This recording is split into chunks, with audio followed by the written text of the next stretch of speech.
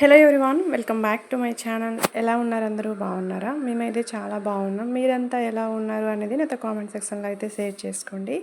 And ఈరోజు vlog వచ్చేసి కొంచెం చిన్న చిన్న క్లిప్స్ అయితే తీశాను మా ఇంట్లో. సో పూజ అయితే ఈవినింగ్ చేసుకున్నాను అండి. సో ఆ క్లిప్ అయితే ఫస్ట్ పెట్టేశాను, దేవుడిది కదా అని చెప్పి. ఇక్కడ వచ్చేసి మామిడి పళ్ళ సీజన్ కదా. గత సంవత్సరం ఏంటి అంటే మా ఆయన కొనుక్కొని తీసుకురమ్మనేదాన్ని. ఈరోజు ఏమైంది అంటే మా అత్తమ్మ ఒక కవర్ తీసుకొచ్చారు, మా ఆయన ఒక కవర్ తీసుకొచ్చారు, ఇంకో వేరే వాళ్ళైతే ఇంకొక కవర్ ఇచ్చారు. ఉన్నదేమో ఇద్దరం. సో వాళ్ళేమో మామిడి పళ్ళు తీసుకొచ్చి ఇచ్చారు. అలా ఎవరికైనా ఇద్దాము అంటే ఎవరికి కూడా మామిడి పళ్ళు అనేది కరువులో అయితే ఎవరూ లేరు. ఎందుకంటే ఈ సీజన్ అయితే ఎక్కువ వచ్చాయన్నమాట ఈ సంవత్సరం అయితే మామిడి పళ్ళు. సో దానివల్ల ఎవరికి ఇవ్వడానికి కూడా అవ్వట్లేదు.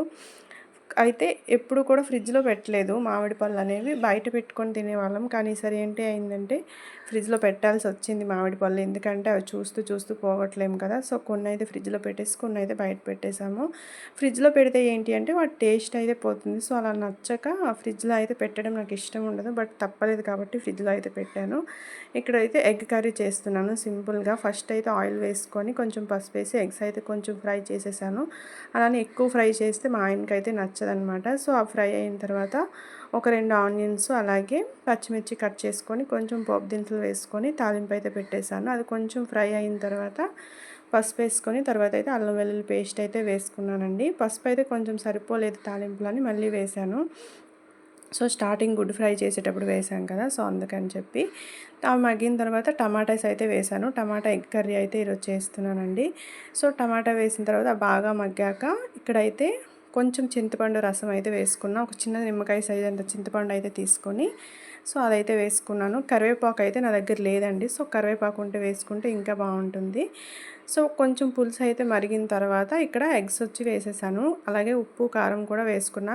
ఉప్పు అనేది టమాటా మగ్గడానికి అని చెప్పి ఫస్టే వేసాను. సో అది అయిపోయిన తర్వాత కారం అలాగే ధనియా పొడి ఉంటే కొంచెం వేసేసి ఎగ్స్ అయితే వేసేసానండి. కొంచెం దగ్గరికి అయిన తర్వాత మీకు ఎంత జ్యూసీగా కావాలంటే అంత జ్యూసీగా అయితే దించుకోవాలి. సో సీజన్ వచ్చింది అంటే తాటి ముంజలు కంపల్సరీ తినాల్సిందే.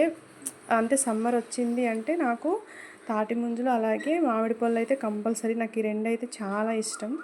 ఇంతకుముందు చెప్పాను కదా క్లిప్స్ అటు ఇటు ఉంటాయని చెప్పి.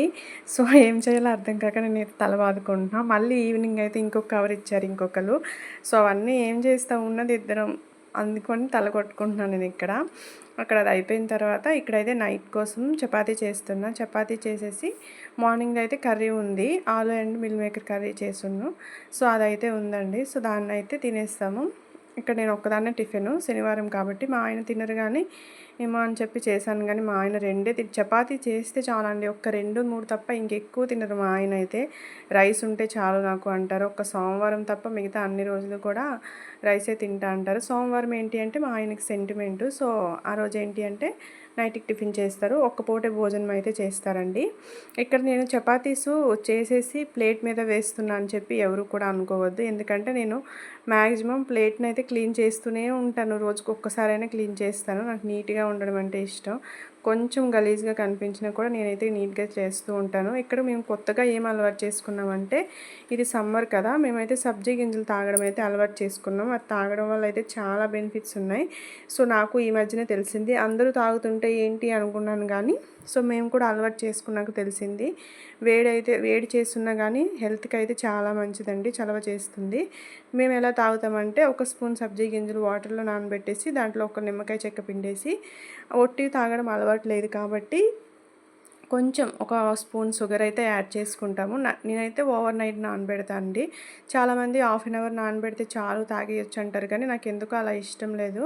సో గింజల్లా ఉంటాయి కదా, ఓవర్ నైట్ నానితే ఏంటి అంటే బాగుంటాయి కొంచెం అని చెప్పి అలా నానబెడతాను.